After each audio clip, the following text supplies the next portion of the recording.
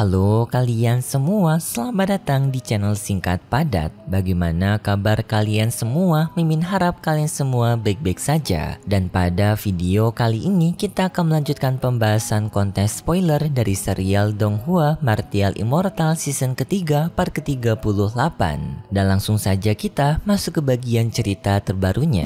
Cerita ini berlanjut dengan Ye Chen yang bertarung melawan kakek dewa, yaitu kakek sebelumnya yang memiliki kekuatan super kuat, bahkan melebihi seluruh kekuatan yang berada di kota Dan. Yang pada saat ini mereka melanjutkan pertarungan mereka dengan kakek itu yang maju menyerang ke arah Ye Chen. Ye Chen pun dengan segera untuk mengambil pedang Heavenly Pagodanya, tetapi sayangnya senjata itu sekarang terikat oleh rantai kehidupan dari sang kakek tersebut, membuat Ye Chen terputuskan hubungannya dengan pedangnya yang mengakibatkan Ye Chen tidak bisa mengambil pedangnya dari jarak kejauhan. Sang kakek itu pun maju menyerang Ye Chen menggunakan pukulannya yang keras tepat mengenai ke arah kepalanya Ye Chen. Serta kakek itu menyampaikan kalau tujuannya sekarang telah berubah, yang dimana tujuan utama sebelumnya mengambil gulungan Wandan dari kota Dan, tetapi sekarang tujuannya berubah dengan ingin mengambil cincin giok yang berada di tangannya Ye Chen agar ia bisa menjadi tuan suci selanjutnya dari istana Yan Huang.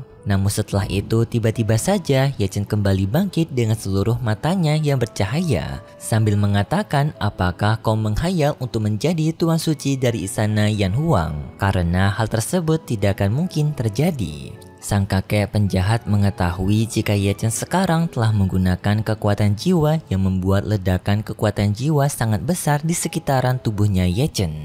Ye Chen menggunakan kekuatan mata immortalnya untuk membuka gerbang luar angkasa, tetapi tak disangka kakek itu dengan pergerakannya cepat datang mendekati Ye Chen dan menarik Ye Chen, mengatakan bahwasannya Ye Chen tidak akan bisa pergi maupun mengalahkan dirinya karena Ye Chen yang masih berada di ranah dari alam void. Tetapi kakek penjahat ini juga memuji kemampuannya Ye Chen karena jika saja Ye Chen berada di ranah dari Heavenly Kuasi, maka kemungkinan sang kakek penjahat ini tidak akan mampu untuk mengalahkan Ye Chen. Dan tangan dari sang kakek itu tiba-tiba saja berubah seperti tangan demon. Penetua dan memberitahu jika tangan demon yang digunakan oleh sang kakek penjahat merupakan tangan demon dari sebuah pil demon, yang dimana jika seseorang telah mengonsumsi darah dengan jumlah tertentu, maka orang itu bisa mengaktifkan sebuah kekuatan yang disebut dengan tangan demon yang sekarang sedang dipakai oleh sang kakek itu. Entah berapa banyak darah yang telah dikonsumsi oleh sang kakek penjahat, tetapi sepertinya darah itu berjumlah sangat banyak. Namun di saat yang bersamaan ternyata rantai yang mengikat penetua dan sekarang telah terlepaskan. Yang di sini para tetua telah mengetahui jika seseorang yang telah melepaskan rantai kehidupan ini merupakan ketua danceng mereka. Hal ini pun membuat para tetua dan sangat kaget karena rantai kehidupan hanya bisa dilepaskan dengan mengorbankan kehidupan seseorang. Penetua danceng meminta kepada para tetua lainnya untuk tidak berfokus kepada dirinya sekarang, tetapi sekarang mereka harus mencoba untuk segera membantu Ye Chen.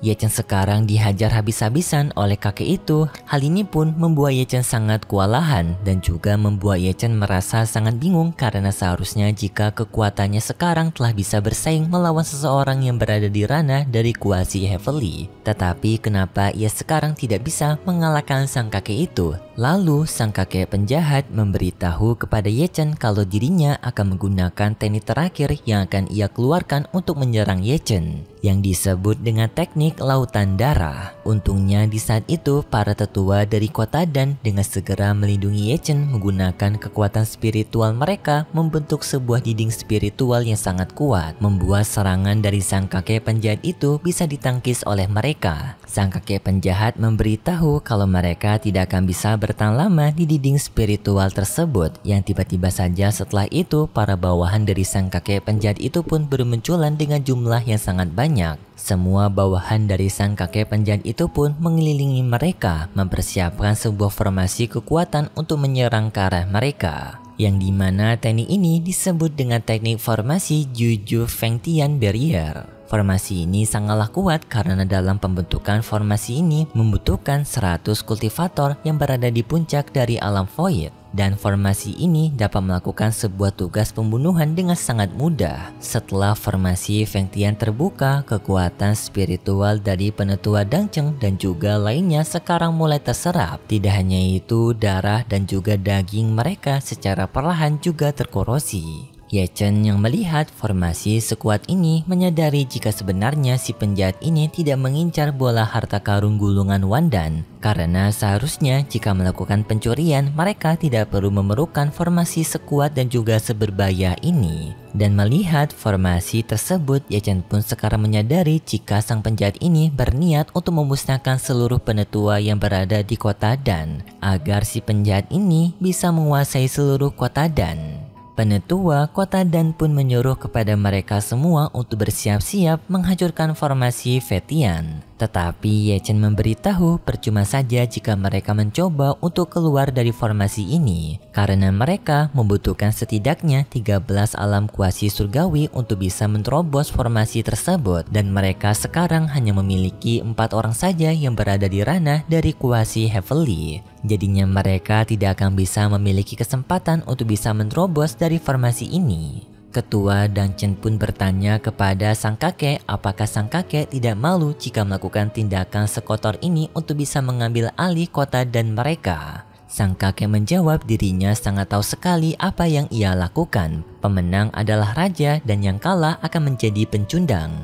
Dan dulunya ia pernah kalah melawan Dan Xuan yang merupakan pemimpin kota Dan sebelumnya. Dan karena sekarang penetua Dan Xuan telah meninggoy, maka dirinya sangat ingin sekali balas dendam kepada para muridnya dan juga cucunya. Tidak hanya itu, sang kakek sekarang juga merasa sangat senang karena dirinya juga mendapatkan bonus yang sangat berharga, yaitu mendapatkan cincin dari sang pemimpin istana Yan Huang sekarang, yaitu Ye Chen. Jika ia bisa mengambil cincin tersebut, maka ia akan menjadi tuan suci selanjutnya dari istana Yan Huang. Ye Chen sekarang pun mencoba untuk mencari cara agar bisa keluar dari jebakan ini, yang dimana Ye Chen memiliki ide untuk bisa mengacaukan formasi ini dari luar. Karena jika ia bisa menyerang salah satu dari ranah alam void yang menyusun formasi ini, maka kemungkinan formasi ini akan menjadi kacau dan akan memberikan sedikit lebih banyak waktu bagi mereka untuk bisa bertahan hidup dari formasi Feng Tian sampai mereka mendapatkan bantuan dari bala bantuan kota Dan yang telah diminta oleh Suanu. Tetapi sayangnya, sang kakek penjahat sekarang telah mengaktifkan formasi Fetian lebih kuat daripada sebelumnya, membuat daging dan juga darah mereka lebih cepat terserap oleh formasi Fetian ini. Di saat itu, Ye Chen pun dengan segera menggunakan teknik lubang hitamnya kembali untuk berpindah tempat keluar dari formasi Fetian. Dan lalu Ye Chen menghajar salah satu bawahan dari penjahat itu. Sang kakek penjahat menyadari jika Ye Chen telah menggunakan teknik luar angkasa kembali untuk bisa keluar dari penyegelan arai Feng Tian. Setelah menghajar salah satu bawahan itu, Ye Chen kembali masuk ke dalam formasi lubang hitamnya. Dan lalu Ye Chen tiba-tiba saja muncul dari arah berbeda menghajar salah satu bawahan dari sang kakek penjahat. Serta Ye Chen menggunakan teknik segel void naga menghajar mereka semua dalam sekali serangan. Untungnya rencana Ye Chen berhasil membuat segel penekanan Fetian sekarang mulai melemah, dan para penetua Dangcheng yang berada di dalam segel itu perlahan kondisi mereka sekarang jauh lebih membaik daripada sebelumnya. Sang kakek penjahat pun marah kepada Ye Chen karena Ye Chen yang telah mengganggu rencananya lagi. Tidak sampai di sana, Ye Chen menggunakan teknik dari ribuan pedang menghadap raja, mengajar para bawahan dari sang kakek penjahat, membuat formasi penyegelan Fetian jauh lebih melemah. Teknik ribuan pedang menghadap raja milik Ye Chen salah satunya ada yang mengarah kepada sang kakek penjahat. Tetapi sayangnya sang kakek penjahat itu bisa memakan tekniknya Ye Chen menggunakan teknik menelan demon. Ye Chen yang melihat itu pun sadar jika teknik yang telah digunakan oleh sang kakek penjahat merupakan teknik penelan iblis yang sama dengan teknik milik Yin Zinping. Dan bagaimana bisa sang kakek itu bisa menguasai teknik yang sama seperti Yin Zinping? Ye Chen tidak berhenti sampai di sana. Ye Chen pun menggunakan teknik hukum surgawi pedang, yang dimana serangan itu berhasil mengenai sang kakek penjahat. Tetapi sayangnya sekarang kondisi Ye Chen telah kehabisan kekuatan spiritualnya. Ye Chen sekarang tidak memiliki kekuatan spiritual tanpa batas karena sebelumnya klon yang ditinggalkan Ye Chen di dalam tungku spiritual bumi dan juga tungku spiritual bintang kebanyakan dari mereka telah hancur. Ye Chen juga masih belum memperbaiki klon tersebut membuat kekuatan spiritual Ye Chen sama seperti kultivator biasa, yaitu kekuatan spiritual Ye Chen ada batasnya dan sekarang Ye Chen telah berada di batas terakhir. Namun di saat itu tiba-tiba saja muncul sebuah bayangan roh raksasa yang keluar di tempat dari sang kakek penjahat. Ye Chen pun sangat kaget dan juga kebingungan dari mana kekuatan itu berasal. Ketua Dang Chen menjelaskan kepada mereka kalau itu merupakan salah satu bentuk bidat yang merupakan salah satu teknik terlarang menakutkan karena bisa memanggil makhluk tak dikenal. Dan masalahnya jika makhluk itu telah dipanggil maka kemungkinan mereka semua akan benar-benar tewas. Bahkan bala bantuan yang sekarang sedang dibawa oleh Xuanwu kemungkinan tidak akan bisa membantu mereka mengalahkan makhluk tersebut. Sekarang pun tampak tubuh dari sang kakek penjahat dipenuhi oleh simbol-simbol segel kekuatan yang tak dikenal. Sambil sang kakek penjahat menyampaikan rasa bencinya kepada Ye Chen karena Ye Chen yang telah memaksakan dirinya untuk menggunakan teknik terlarang yang padahal tidak ingin dipakai oleh sang kakek. Tetapi sang kakek terpaksa melakukannya karena jika tidak maka sang kakek penjahat akan tewas akibat terkena serangan tebasan pedang surgawi Ye Chen sebelumnya. Sang kakek penjahat juga mengakui jika teknik yang sekarang ia pakai merupakan teknik terkuat yang dimiliki oleh sang kakek. Jika Ye Chen tewas akibat teknik ini, maka hal itu merupakan salah satu bentuk kehormatan bagi Ye Chen. Sang kakek yang berada di wujud roh raksasanya maju ke arah Ye Chen. Dengan segera penentua Dang Chen menyuruh kepada Ye Chen untuk segera kabur. Tetapi Ye Chen tak disangka juga menggunakan teknik dari metode iblisnya. Serta di saat yang bersamaan, Ye Chen juga melepaskan kekuatan dari Dao Qi Dewa Kekacauan dari tungku spiritual dan Xuannya. Mereka berdua pun saling beradu kekuatan satu sama lain membuat sebuah ledakan yang sangat besar. Ye Chen di saat yang bersamaan memberikan perlindungan kepada penetua kota Dan dengan menggunakan gulungan Kushinya. Para tetua kota Dan pun sangat berterima kasih kepada Ye Chen karena jika tidak Ye Chen memberikan perlindungan gulungan Kushi kepada mereka, mungkin mereka semua akan tewas akibat terkena serangan dari peraduan kekuatan mereka berdua. Tetapi sekarang mereka sangat khawatir kepada Ye Chen karena sebelumnya Ye Chen berada di dekat sekali dengan sang kakek penjahat. Kemungkinan Ye Chen akan mengalami luka yang sangat parah akibat terkena serangan kekuatan dari makhluk raksasa sebelumnya. Di lain sisi ternyata Ye Chen selamat karena ternyata Ye Chen sebelumnya telah menggunakan teknik dari luar angkasanya untuk kabur dari jangkauan serangan sang penjahat. Namun Ye Chen sekarang sudah menyadari jika kekuatan dari sang kakek penjahat sekarang jauh lebih kuat berkali-kali lipat dari sebelumnya. Bahkan kekuatannya telah melampaui kekuatan dari ranah kuasi Heavenly. Sang kakek penjahat itu telah menemukan lokasi Ye Chen kembali dan ia telah merasakan jika kekuatan spiritualnya Ye Chen telah berada di kondisi yang sangat lemah. Jadi kemungkinan Ye Chen tidak akan bisa menggunakan teknik luar angkasanya kembali untuk kabur dari kejaran dirinya. Ye Chen juga sekarang tidak bisa menggunakan tungku Daluo-nya kembali karena tungku Daluo yang telah mengalami kerusakan parah. Andai saja para tetua dari istana Yan Huang mengetahui lokasinya Ye Chen sekarang, kemungkinan mereka masih memiliki kesempatan untuk bisa mengalahkan sang penjahat. Tetapi masalahnya para tetua istana Yan Huang tidak mengetahui kondisinya Ye Chen sekarang, kemungkinan mereka tidak akan datang untuk membantu Ye Chen. Dan sekarang Ye Chen hanya bisa menggunakan satu-satunya cara, yaitu teknik dari api Amaterasu untuk mengalahkan sang kakek, walaupun resikonya umur Ye Chen yang akan menjadi bayarannya. Namun di saat Ye Chen yang ingin menggunakan api Amaterasu, tiba-tiba saja Ye Chen mendengar adanya suara seseorang dari dalam tungku Daluo-nya yang meminta kepada Ye Chen untuk melepaskan segel dari tungku Daluo karena ia akan membantu Ye Chen untuk mengalahkan lawannya. Ye Chen tidak akan bisa mengalahkan orang tersebut karena orang tersebut yang telah memiliki perlindungan dari Raja Iblis dan juga kekuatan hukum sesat. Ye Chen pun sadar jika suara ini berasal dari kakek sebelumnya yang telah ia tolong. Ye Chen melepaskan segel dari tungku Daluo, membuat kakek itu pun bisa keluar dari tungku Daluo dan langsung maju ke arah dari sang kakek pencuri yang ternyata si kakek pencuri itu bernama Dang Wa. Dengan pukulan dari sang kakek yang berniat untuk menolong Ye Chen, ia mampu menghajar dari tubuh roh raksasa itu sampai terpental. Dan Wan pun sangat kaget bagaimana kakek itu bisa memberikan pukulannya sangat kuat padahal dirinya telah berada di mode Raja Iblisnya. Sang kakek tua menyuruh kepada Dan Wang untuk memanggil bosnya karena di sini Dan Wang bukan tandingan dari sang kakek. Dan ternyata sang kakek ini mengenali sang master dari Dan Wang yang bernama Kui Yuijang. Yang dimana Kui Yuijang merupakan roh raksasa dari tubuh Raja Iblis yang bisa dibilang merupakan pemilik kekuatan dari Dan Wang. Lalu Raja Iblis Kui mulai berbicara kepada sang kakek tua tersebut yang ternyata sang Raja Iblis Kui juga mengenali sang kakek tua itu yang bernama Aoyang yang dulunya memiliki gelar sebagai Raja Aoyang. Mereka berdua ternyata saling mengenal dan mereka berdua berasal dari generasi yang sama. Raja Iblis Kui mengajak kepada Raja Aoyang untuk bergabung bersama dirinya ke dalam organisasi domain iblis agar mereka bisa menguasai dunia. Raja Aoyang menolak tawaran dari Raja Iblis Kui karena bagi Raja Aoyang sekarang bukan zaman mereka lagi. Biarkan generasi muda mengambil kesempatan mereka untuk memimpin dunia ini. Raja Iblis Kui yang mendengar itu pun sangat kaget karena tidak biasanya Raja Aoyang bersikap seperti ini. Padahal dulunya Raja Aoyang terkenal akan keserakahan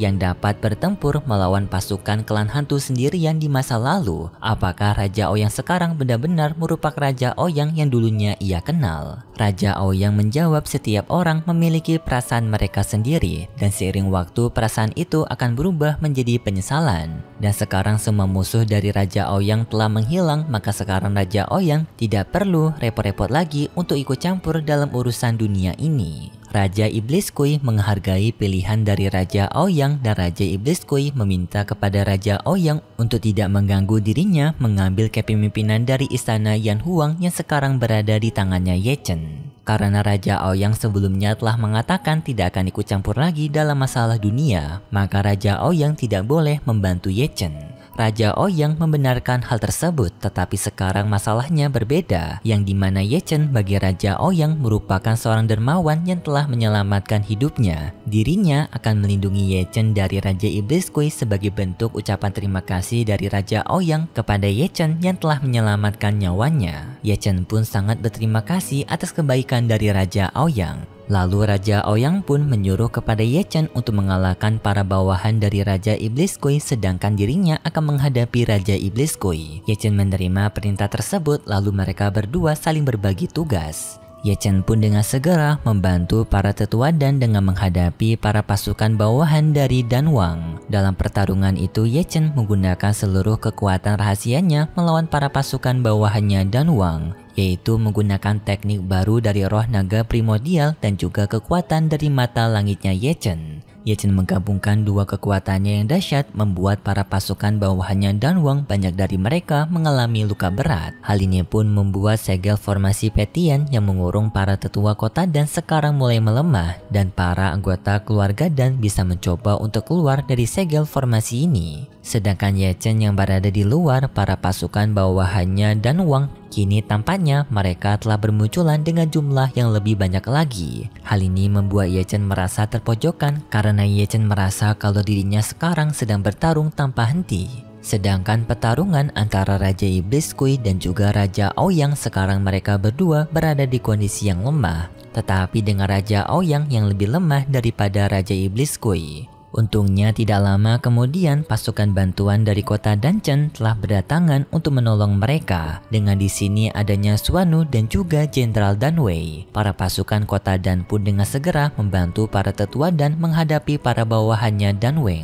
Melihat para pasukan dari kota Dan yang telah berdatangan, Ye Chen pun dengan segera membantu Raja Aoyang bertarung melawan Raja Iblis Kui. Yang sekarang Raja Aoyang tampak benar-benar lemah berada di genggamannya tangannya Raja Iblis Kui. Ye Chen pun tanpa basa-basi langsung menggunakan teknik mata immortalnya yaitu teknik telarang api Amaterasu. Membuat tubuh dari Raja Iblis Kui itu terbakar oleh api Amaterasunya Ye Chen dan secara perlahan akan mulai musnah karena api Amaterasu yang tidak bisa dipadamkan. Namun setelah Ye Chen menggunakan api Amaterasu, tubuhnya Ye Chen langsung melemah yang untungnya dengan segera ditangkap oleh Xuanu. Setelah pertarungan itu, Ye Chen dituntun oleh Xuanu ke tempat dari Raja Aoyang. Ye Chen memeriksa kondisi tubuh dari Raja Aoyang sekarang yang sepenuhnya tidak pulih. Ye Chen pun meminta kepada Raja Aoyang untuk beristirahat kembali ke dalam tungku daluonya. Raja Aoyang menuruti perkataan Ye Chen, ia pun masuk ke dalam tungku daluonya Ye Chen. Tetapi sepertinya untuk pembahasan konten spoiler dari serial Donghua Martial Immortal season ketiga part ke-38 sampai di sini dulu.